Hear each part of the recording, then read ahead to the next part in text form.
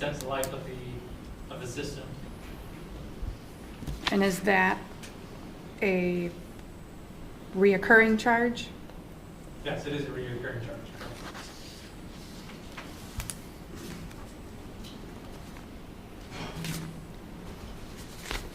All right. So that one. And then just the last one, Old National Bank, it says general supplies. What was that for? That was for the check scanner that allows the business Got office it. to remotely deposit checks. I remember that.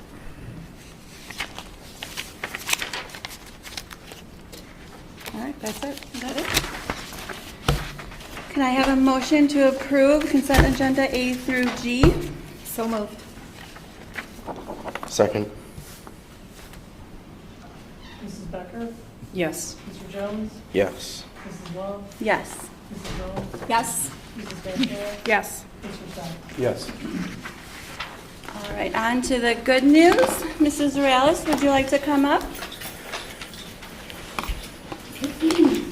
All right, this year our district-wide focus is Go Big Blue, a theme that aligns with our Peatone High School vision and our portrait of a graduate. Each month, we spotlight one key aspect of Go Big Blue and celebrate the students and staff who truly exemplify it through the Go Big Blue Spotlight Recognition Program. This is our first month getting to recognize our honorees. For September, our focus was Begin with Goals, recognizing individuals for working hard to reach their goals, never giving up, and always striving to do their best. We are proud to recognize the following staff members who were celebrated within their schools and their departments for exemplifying Begin with Goals.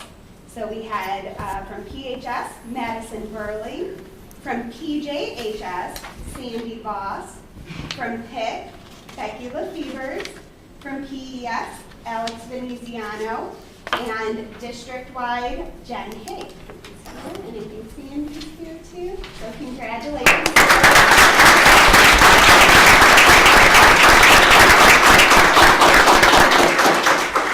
And tonight, we're excited to honor our students for the first time having our Big Blue Spotlight program. So for September, from PHS, we have Diego Hernandez.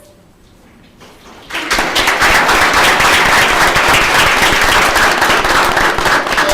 you can come on up. From PJHS, we have Gianna Kraft.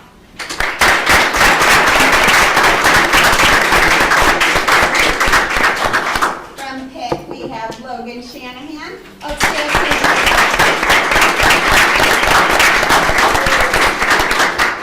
And from PES, we have Birdie Wright.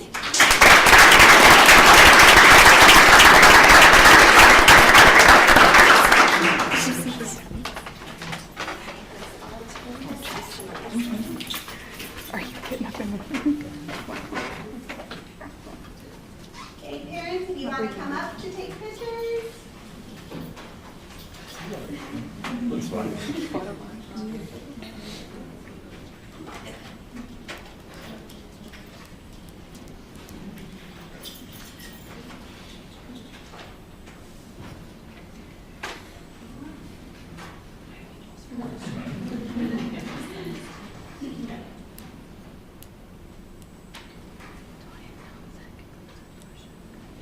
Congratulations.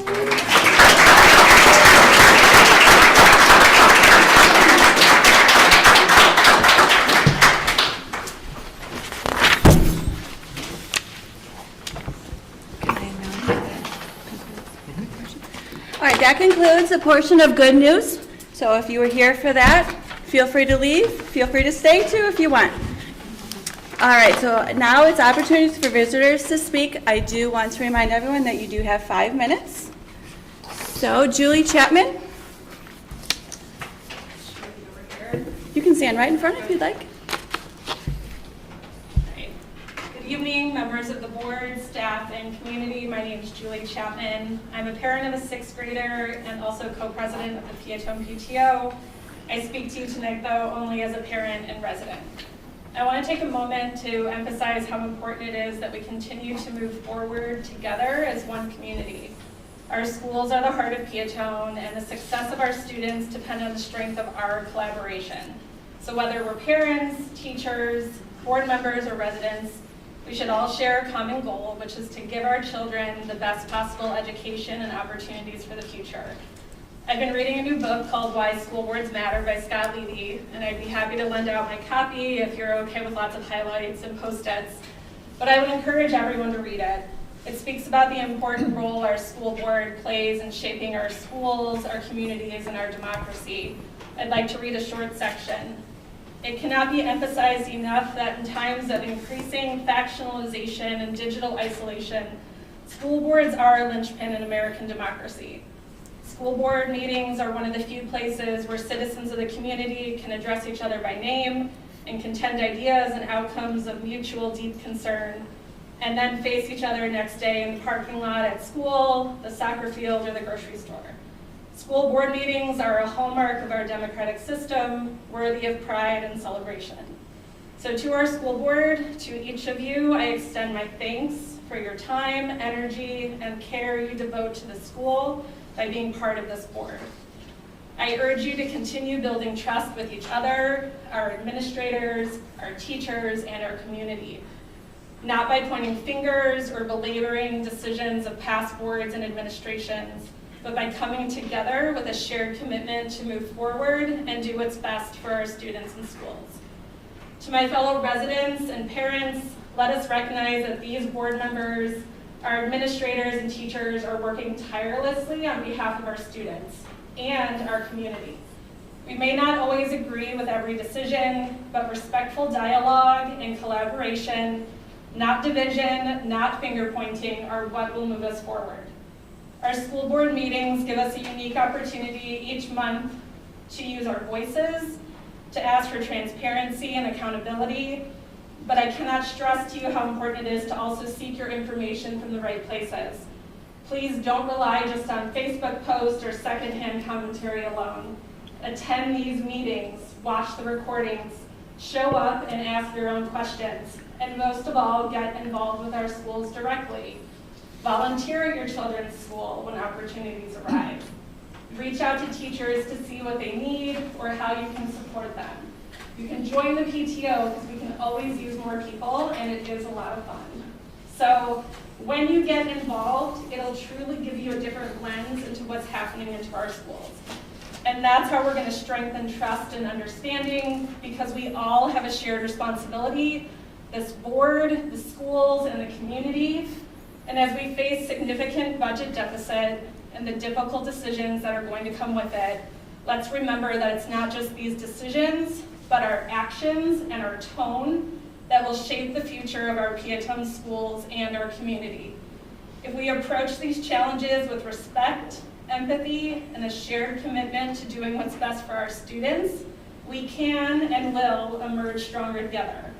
So to close with one last nod to this book, public education thrives when community sees it as an investment in everyone's future. Not just the students in the classroom today, but the health and success of the whole community tomorrow. I, for one, believe that our children and the future of Peatone are worth that investment. Thank you. Thank you. Thank you. Thanks, Julie.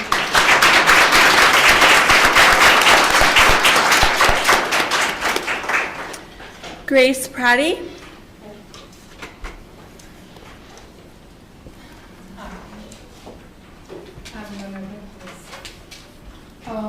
My name is Grace, and I'm here today to share my story and speak on behalf of my son and the other kids' parents who were involved with the incident that took place on the 11th after the homecoming dance at Peatone High School. After the homecoming dance on Peatone High School grounds, my son was attacked by a former student that was led into the dance without the proper proof of entry. The attack was not something that had been exaggerated. My son was covered in blood, left behind a puddle of blood at the scene, and was taken to the hospital the following day, where he was diagnosed with a concussion, a massive concussion. My son was hit to the head several times. The doctor even shared with us how it only takes one punch to to lose your life. He took more than 20. The following Tuesday, Monday was a holiday, I was told to speak with the vice principal and Officer Stampis about the events that had taken place. Within a minute of being there at the office, the vice principal failed to introduce herself and requested that I leave or be escorted out of the office. It has been over a week since this event took place, and the school or the police have never reached out to me. My son's statement has not been taken, and no footage has been released. This shows the school's failure to keep my students safe and the lack of responsibility. I have contacted a lawyer in order to make progress with this case. Had there been proper supervision, police presence, and other safety measures, this entire situation could have been avoided. Again, the school has failed my kid and all the other kids.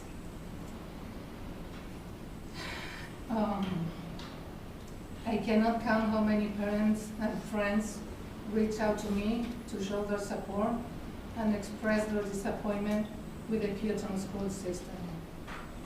I hope that the school can step up to the plate and prevent this from ever happening again. And I really like to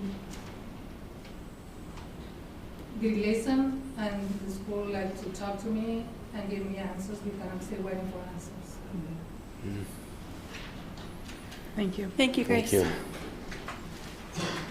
Adam Weiss? Weiss. Sorry. This incident involves assault after the homecoming dance also. My daughter was involved. I would like everyone to know that an unauthorized individual was allowed entry into the dance, putting everyone at risk. In a world where it seems like school shootings happen every other day, everyone in the building is lucky.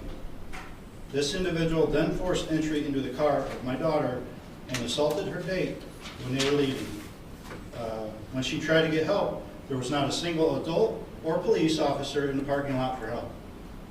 Why are we sending children to a parking lot after 10 o'clock with no security or adult presence? We thought sending our kids to the dance was safe. It's the school's job to keep our children safe and have people in place to protect them. In addition to the failure of our school to protect our kids, when we tried to speak to the school, we were greeted with someone who was rude and condescending and refused to speak to the concerned parents of her students. This should not be the image a leader of the school should be portraying to parents. I am very disappointed in the actions of our school. Thank you. Thank you. Eric Wright?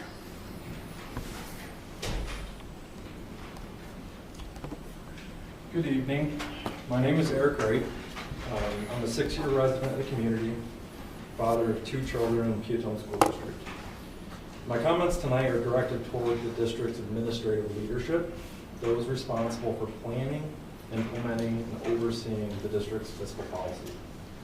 At the most recent school board election, the community voted for change, re-electing a board member previously dismissed as a squeaky wheel and electing 2 new members.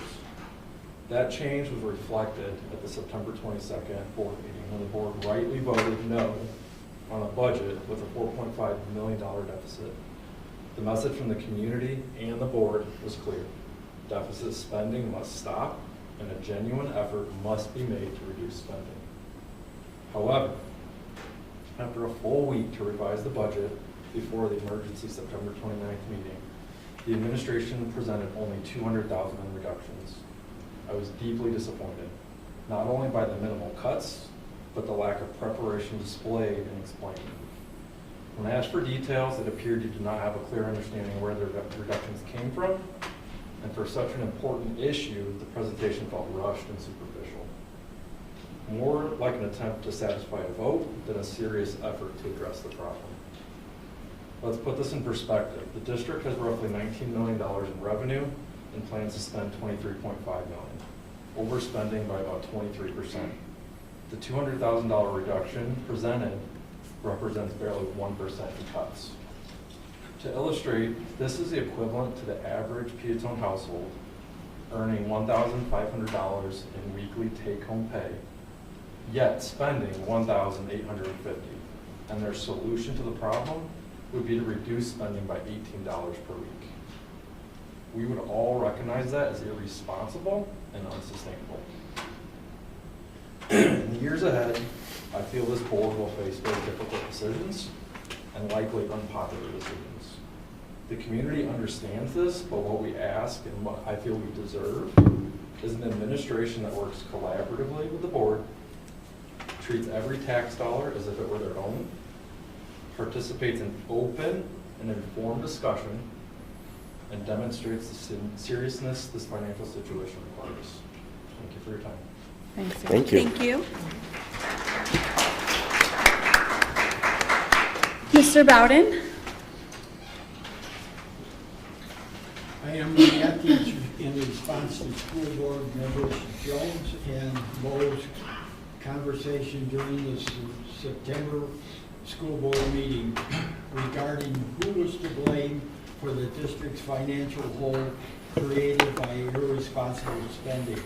Irresponsible spending and mismanagement of the district finances has gone on for over 20 years because past administrators advance the board's agenda and the present administrators do so also. It is well known that former administrators who questioned board wishes were replaced and those who played ball kept their jobs and were rewarded with ample pay raises. Prior to the disclosure of the budget pickle, administrators were given a 5% raise. For 9 years, 2000 to 2009, the district paid approximately $80,000 in real estate taxes on land Peatone High School is built upon. State law exempts these taxes, but district did not file for the exemption. In 2008, 27 acres of farmland in Green Garden was purchased. The principal and interest cost was $2,183,000 or $80,851 per acre. The land was not appraised to determine the value. In 2017, Wilton Center School was sold for $10,502 without an appraisal or use of a realtor. The school is a 27,386 square foot building with a 15,000 square foot parking lot on a 5-acre site. The 3 examples of terrible physical management outlined above are typical of the financial mismanagement of the district since 2000, and the mismanagement continues today. The plan and management of the HVAC and sports field projects wasted a lot of money.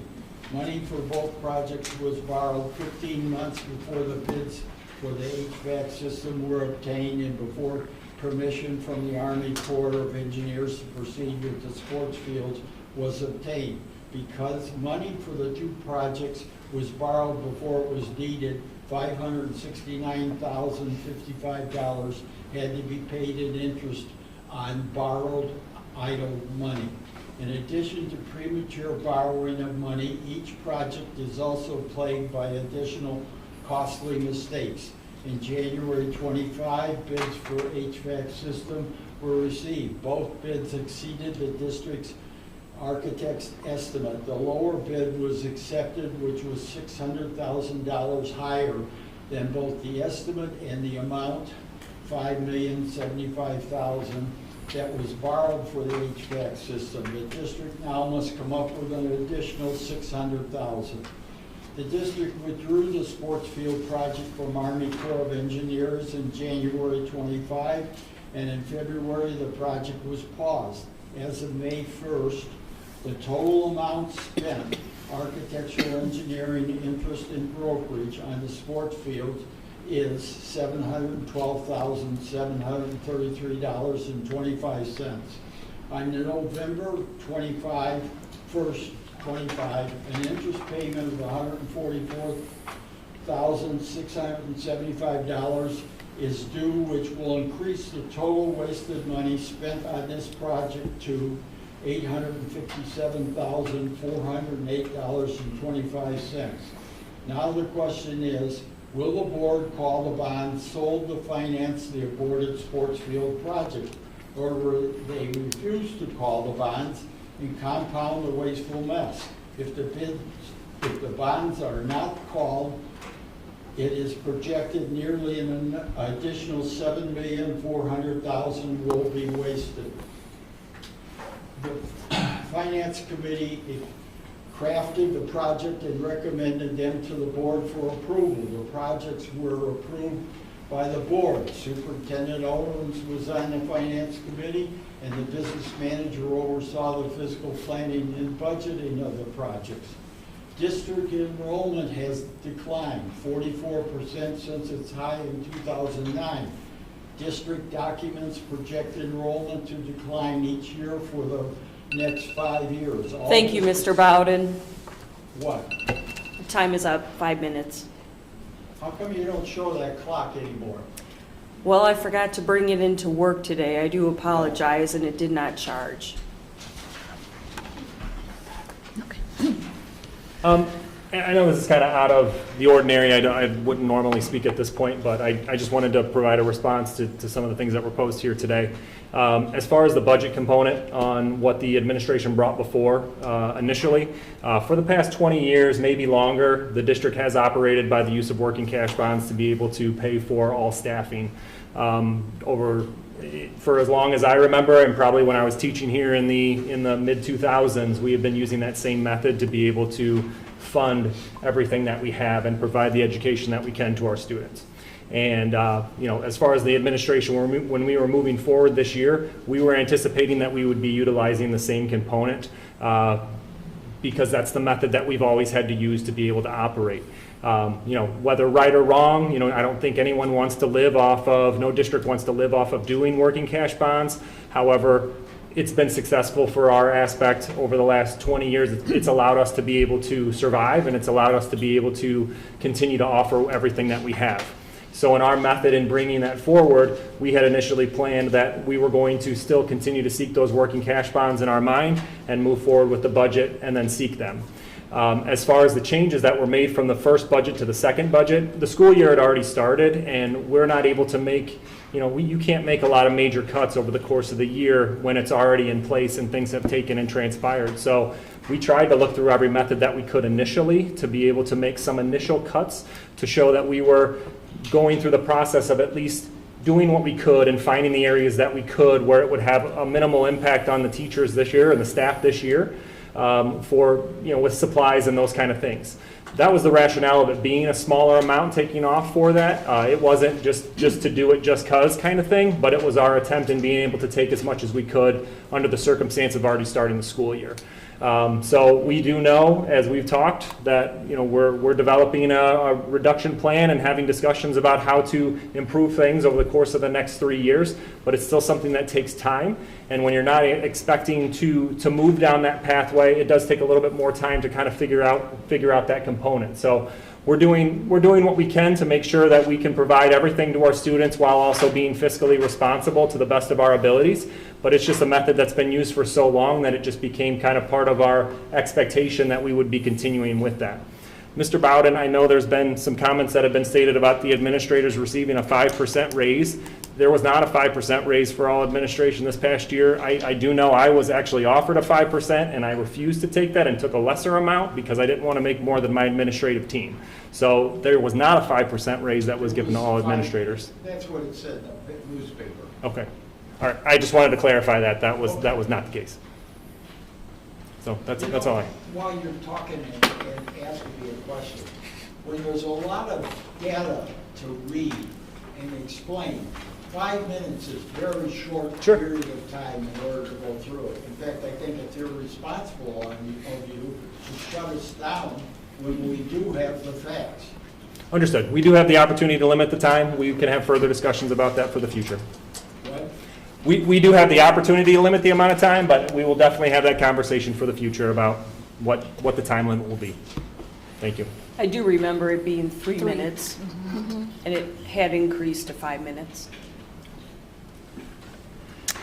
All right, up next is action items. Report number 27, approval of a new job description.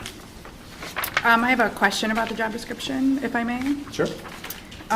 In this job description, it provides that the Director of Instructional Technology will also serve as a building administrator substitute, but yet we are not requiring a type 75? Am I reading that correct? A type 75 is held. Required, type 75. It says or, it doesn't say, it says administrative or instructional technology endorsement. So you would need the administrator, because this says Yes. or. Yeah, we would not utilize that method if they did not have that license.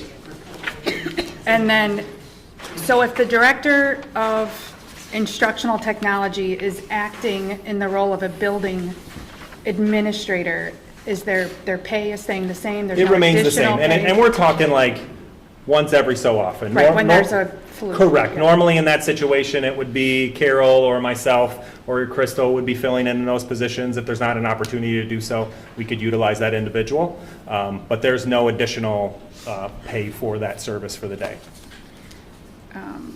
Yeah, I don't, because it does say or, and then on the next line, it also has or in the list of requirements for, it says curriculum instruction, educational leadership, or related field. Okay. So I just want to make sure that whoever's taking that role does have the type 75. Yes, yes. Okay. Any other questions? No, I'll make a motion to approve with the understanding that the individual holds a type 75. Second? I'll second. Oh, you seconded, Madam Chair? Okay. Yes. Mrs. Castriana? Yes. Mrs. Bowles? Yes? Mrs. Lowe? Yes. Mr. Jones? Yes. Mrs. Becker?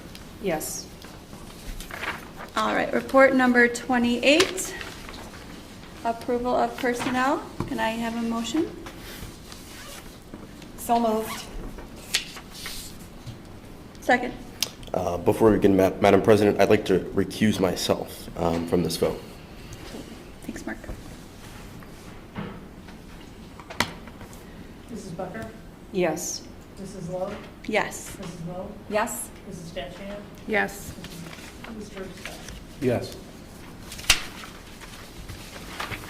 All right, on to administrative reports.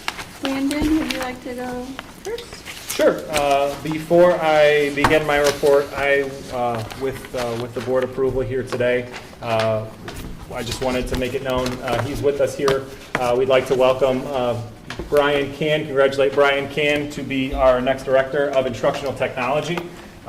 Brian is a former teacher within our district. He's been at Piatone for quite a while in various roles. He was previously the instructional technology coach for the district, as well as we were transitioning during the COVID times and kind of going through that whole process with ESSER.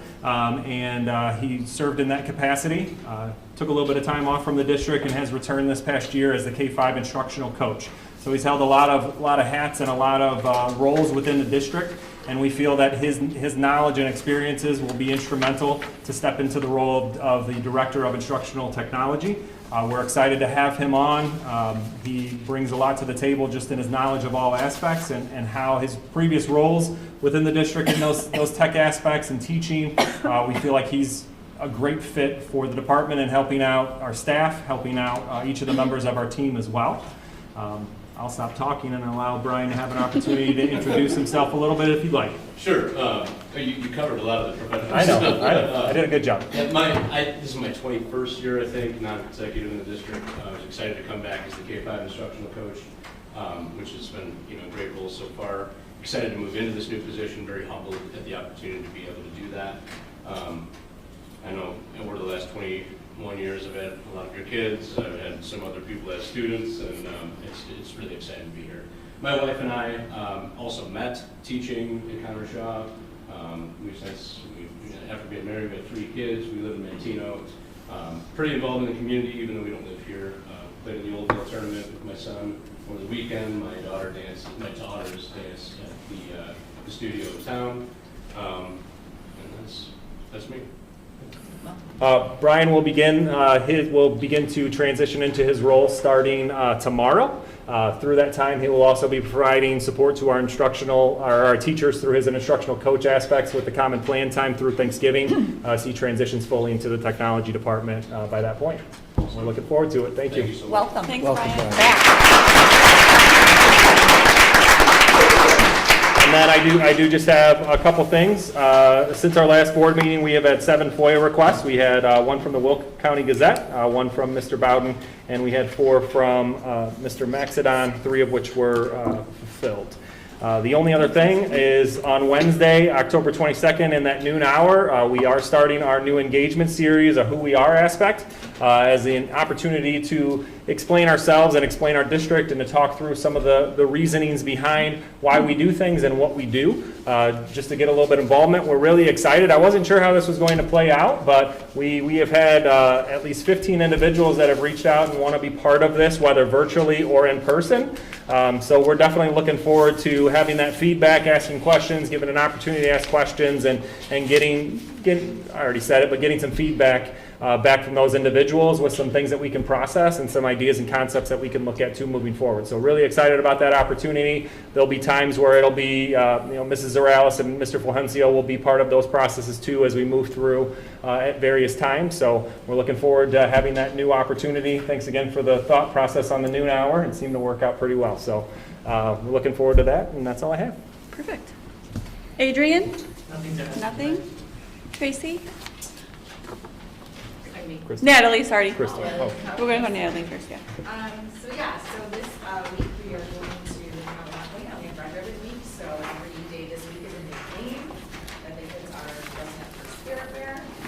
And we have our data day, it's called Data Day this week. We just had our 6th day this past week, which we looked at our IR data. So we're going to talk about that data and look deeper into our school-wide data during our data day to look at our business goals and our building goals. And a lot of our sitting in and seeing what we're doing. Then we have a lot going on in sports. We have girls basketball on weeks this week for 6th, 7th, and 8th graders. There's a physics building game. We were being Wilmington the first game. It said they were winning, so I think they did. So that was nice to see. So a lot of games this week for basketball. Also, boys basketball tryouts started today. So that's underway. Shirley Dean is coming underway as well. We have our fall dance coming up this Friday at the junior high, and we also have our fall band and choir concert this week. So it's a very busy week. Mrs. Zorales? So as mentioned, we had our school improvement day on Friday to mark the end of the quarter, and we did focus on data. I put together a district-wide data presentation that was shared at all buildings by the building administration. And then teachers were given time to dig into the IAR reports that were just released as well.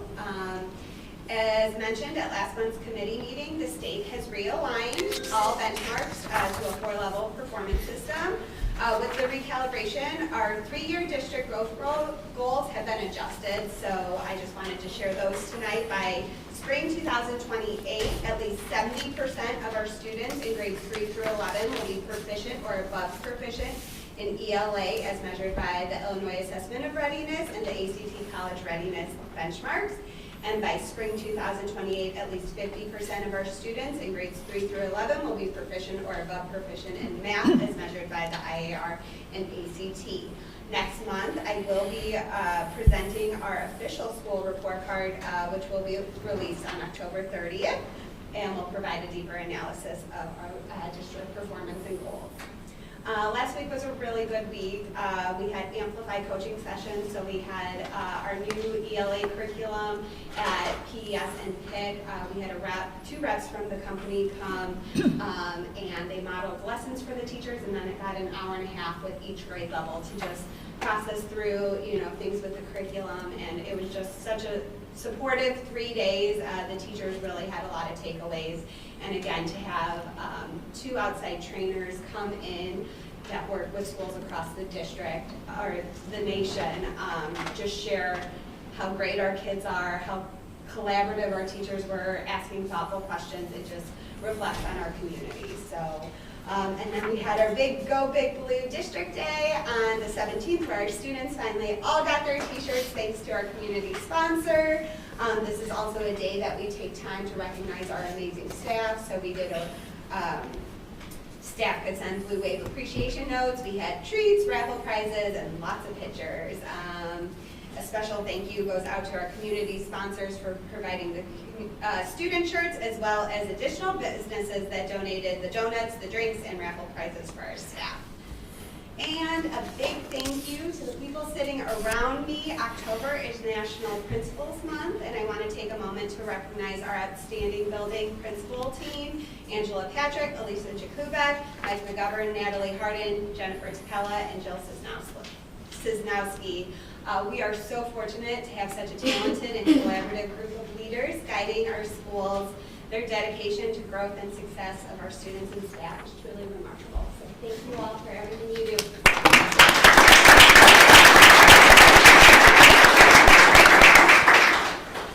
Mrs. Johnson. Right. A couple things. We're moving fast here, working with the EL intervention staff in order to get the access materials ordered. I've met with each building staff over the past month and on updates and any questions or concerns they have. And as always, we continue to have our IEP and 504 meetings scheduled throughout the week. I just wanted to clarify a couple of things, if you guys don't mind. Last month, I did a report for everybody, presentation about the special ed tuition, outplaced tuition. And there was an article written afterwards that was not very factual, so I just want to clear up some of the statements that were made, just to make sure that we have all of the facts. It was mentioned there was a discrepancy in the numbers from the special ed report and the budget. I was reporting on hypothetical numbers. If we were to bring back our outplaced students to our district, it really had nothing to do with the budget. Like all that was specifically the outplaced students and what the cost would be for us in order to bring them back. It was also mentioned that I mentioned that tuition was significantly reimbursed, and the report and the budget did not match that statement. Again, the budget is not specifically about our outplaced students. It's the overall special education budget. So that includes everybody, not just the outplaced students that we have. The report I gave did show significant reimbursements for our Fund B and Fund X code students. The other piece was the district at present pays millions, in all caps, in private special education tuition. This is absolutely not accurate. I stated in the numbers that the significant reimbursements, including the tuition that we pay, is approximately $491,961.80. Lastly, the article stated that I was visibly agitated. This is probably true. I don't do well with hiding what my feelings are on my face. So yes, that probably was very true. But this is my passion. This is my job. This is what I do every day. I try to get our students in the most free and appropriate public education. It's legally what we are supposed to do. And trying to move our students with those highest needs back to our district to save money is just not something that would provide that free and appropriate education. So thank you for clarifying. Yes, thank you for that. Thank you. I think some of the frustration lies with just wanting to know what the true cost, in whichever year we have been fully reimbursed, what the true number was. And I feel like we still haven't gotten that number, whether it's last year, the prior year before that, what was budgeted, what we spent, what was reimbursed. I would imagine there's tons of variables in that it's not just apples to apples. And I gave you as close as I could have to what it would be for a full year of Now- tuition costs. And I'm Look- not talking about what you said, Ashley. It was, but the newspaper article reported things that was not even stated at the meeting. This is numbers from a year, like, we should know what we spent on special education. Let's just pick 5 years ago. We should know what we spent, what we budgeted, and what was reimbursed. We should have those numbers, whether it's Adrian's numbers, your numbers. I gave you the approximation for what the rate was last year compared to what the students we have outplaced this year. That's the tuition that's what it would cost us, including the reimbursements. Right, and that's not really what I was looking for. I wanted to know, I wanted to get a baseline for year after year, what we budget for special education, because we're negative 4.2 million. For outplaced students or for the entire special education budget, What we budget for special education, okay? what we spent for outplaced students, Okay? what was reimbursed, Okay. what So was our cost. When you asked me, originally, it was what it would cost to bring our Yes, that outplaced was, students back. that was an So addition. that's what I came to you with. And then I also showed you that this is what we would pay this year for our outplaced students. When it comes to the full special education budget, that's a whole nother ballgame. That includes everyone here in the special education department, along with all of the outplaced students. Correct. So So you're that's, only looking for outplaced, correct? I guess I'm just confused on what you're looking for in general, is what. I wanted to get a big picture of, this is what we budget every year for special education. Let's just call it $1 million. We have been fully reimbursed as of 3 years ago, and we spent this much in outplaced students, and we were reimbursed this much. Therefore, our outplaced students physically cost the district X amount of dollars. And I want to be able to compare that to what we are budgeting for special education. But you can't. It's- I want to know what percentage of the budgeted special education line item accounts for what is outplaced and reimbursed. Okay, I think I found it. So that's why I asked for a year over year to see if there is a trend of 27% of the overall budget is allocated for special education reimbursement outplaced students. So I got this. So you're still talking about specifically the outplaced students. I wanted to be able to do the math on the special education outplaced students, what we pay, what we get reimbursed, and figure out where does that fit into our overall budget. And you gave me students that we currently outplace, what it would cost to bring them home based on And I also numbers. gave you the number what we pay for tuition, including the reimbursements that we will get. I gave you both numbers. Okay, so I just wrote this down. You had said earlier, where did I write it? You said SOIC tuition is not reimbursed, but now you're saying tuition is reimbursed. I said Fund B code and Fund X code, which is not SOIC students, is reimbursable. SOIC students' tuition is not reimbursable. So the bills that were paid today was $105,000 for special education. Right, but that SOIC bill is not just tuition for our kids. There's a lot of other line items on that bill. And what was the SOIC? I don't have that. I don't remember off the top of my head. That was like 30 some, I think I said. I have it here. 63? Was it 63? Here's my paper. Is that something you guys could 63. have for the next meeting in November? Could you at least just email me exactly what you want so I can look into it and actually have answers for you?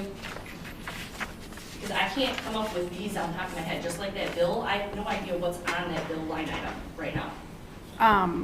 I can, and I'll ask them here. I think it's good for the public to know where I the don't mind money if is you ask if you're going. ready. If I can have answers for you, that would be, I So love the to- fact that you guys ask questions, but I would also like you guys to email them so they can answer them properly.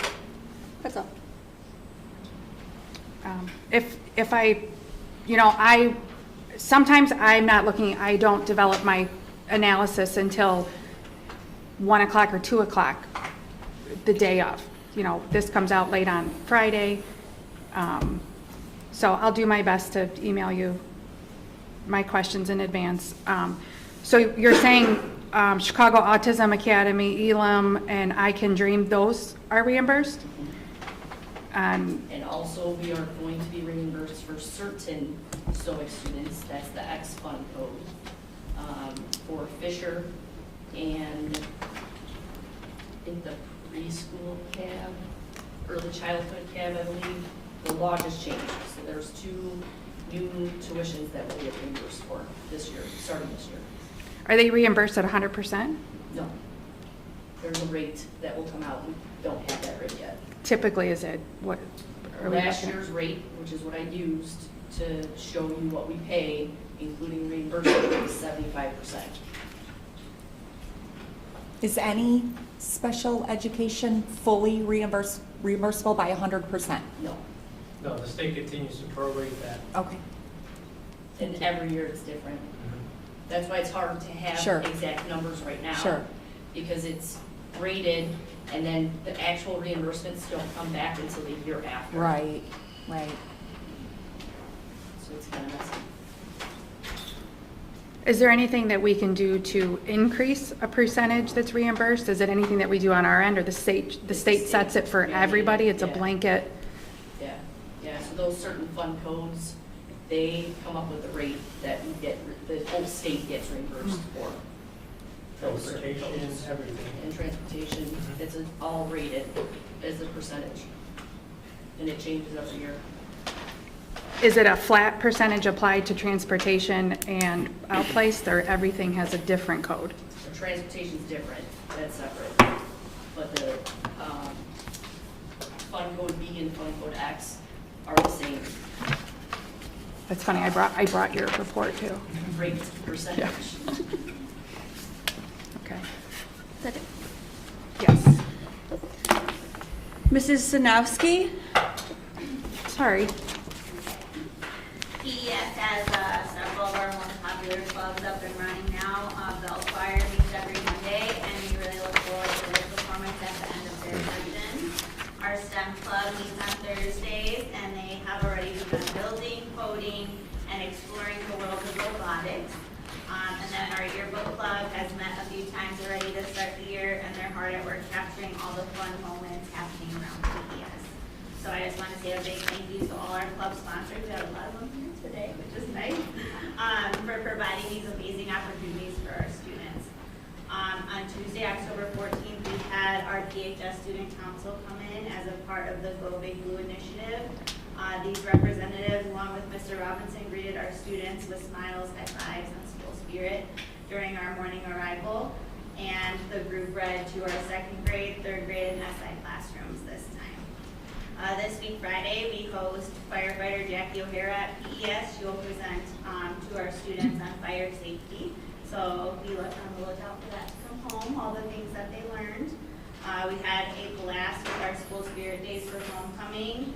Our little ones really enjoyed aligning with the olders. It makes them feel really special when they can do the same thing as their older siblings. So it was a lot of amazing experiences with a whole lot of school pride. So we thank them. We thank the high school for that idea. Thank you. And then just a congratulations to Birdie Wright, who was already recognized, and Mrs. Veneziano for earning the Staff and Student Spotlight Award for September. Very nice. Mrs. Stakella? All right, I think this 3. Our clubs are up and running too. They go athlete, player, volleyball, basketball club. It's going really well, and again, having that 50 classes is really awesome, so thank you. Mrs. Hay, our 5th graders went to Iron Oaks for their field trip. It was an outdoor recreational field trip. They worked on team building and leadership activities. Again, shout out to our amazing PTO who funded the majority of this field trip. We had Apple Crunch Day on October 9th. We want to express our appreciation to Mueller for Director of Food Services for providing us with delicious local Michigan apples for all our students and staff to enjoy. Lastly, we welcomed in our first round of grand greeters on October 17th. These are grandparents or grandparent stand-ups of PIC students who come in and welcome our students as they come in. So we had a great time. Our grand greeters enjoy it. They're already asking, when can we come again? What's the next day? So you'll be seeing a lot of grand greeters this year. Having a really good one. Mrs. Haig? The only thing I have this week is National School Bus Safety Week, so we at Transportation will be having a safety meeting, much to the joy of our transportation employees. I will be posting just informational stuff to help if parents want to go on our website. I don't know who's left here, and just kind of reiterate the safety, aspects of getting on the bus, school bus rules for their kids. And there is a school bus safety poster contest that the IGT is hosting, and there's also a link for that. It is open to grades K through 8, so everybody is welcome to participate in that if they would like to. Perfect. Angela? Yes. Can't see you back there. I know. So I wanted to share a little bit about Friday the 17th. It was our Go Big Blue Day, but it also for the high school was what we called our Go Big Blue Retreat Day for kids. One of the things last year when our staff put together and really collaborated on what the vision and portrait of a graduate would be, it was really important that we really live that and teach that to kids. And so I want to give a shout out to Abby Jacobs, who really spearheaded what that day looks like, and then the help of our leadership team. Kids went to all their periods, but each of the class periods had a separate lesson that was focused on one of those attributes of the portrait of a graduate. So first hour was beginning with goals. So there was a mini lesson, but kids did goal setting. The second hour was inspiring with empathy. So there was a lesson that went with that. But it truly was a day where kids could truly live out and learn the vision and also those attributes. And we got such positive feedback from it, from staff and from kids. So it was just the first step in us really making sure that that vision is something at the forefront of everything we do. So I'm really proud of how that turned out. Great.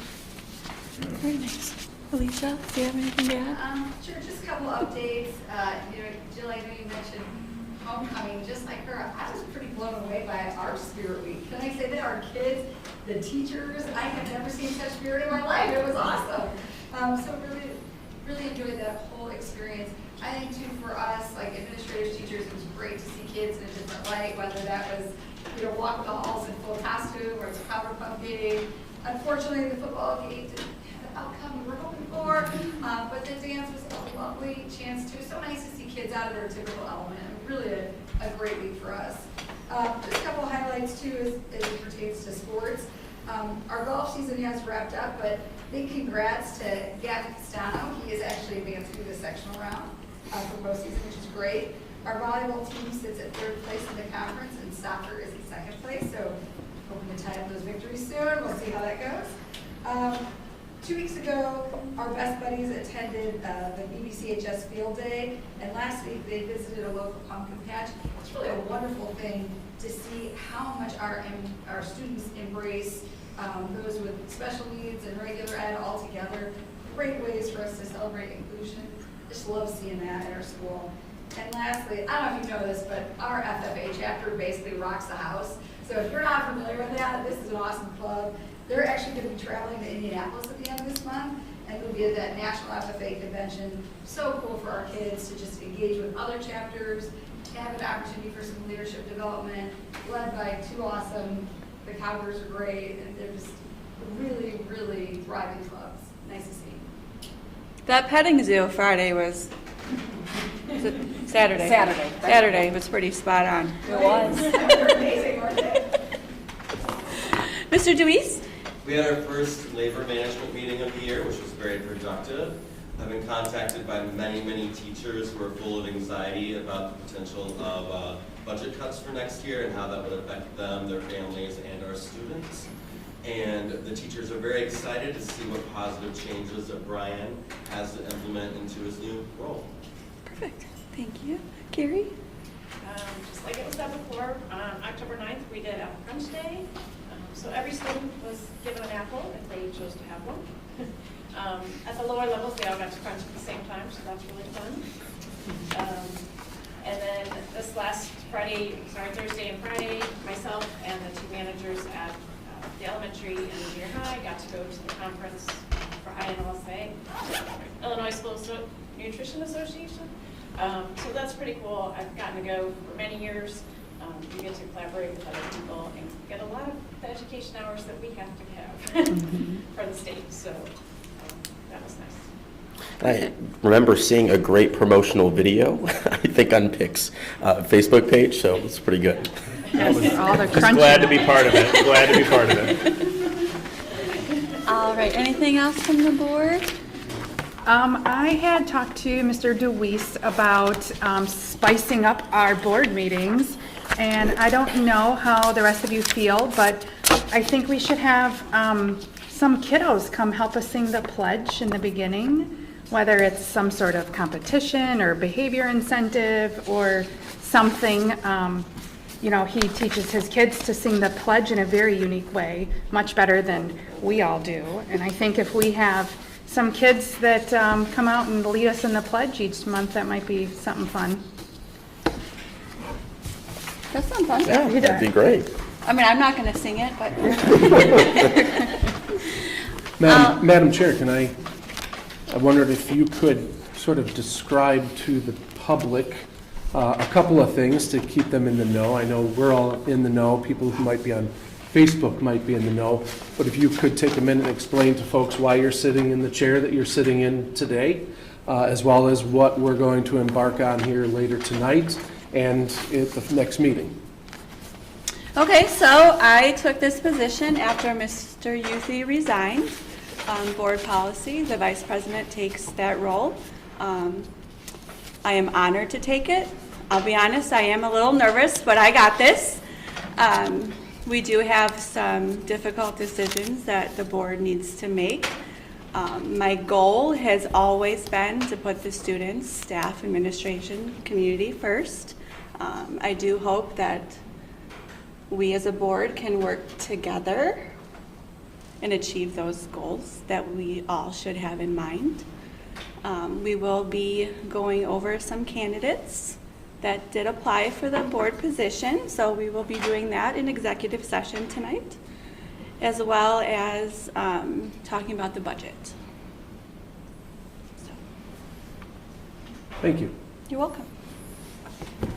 That being said, for the purpose of discussing the appointment, employment, compensation, discipline, performance, or dismissal of specific employees or legal counsel, collective negotiating matters, student disciplinary cases, and other matters relating to individuals, students, pending probable litigation, security procedures, school building safety and security, and the use of personnel and equipment to respond to actual, a threatened, or a reasonable potential danger to the safety of employees, students, staff, the public, or public property.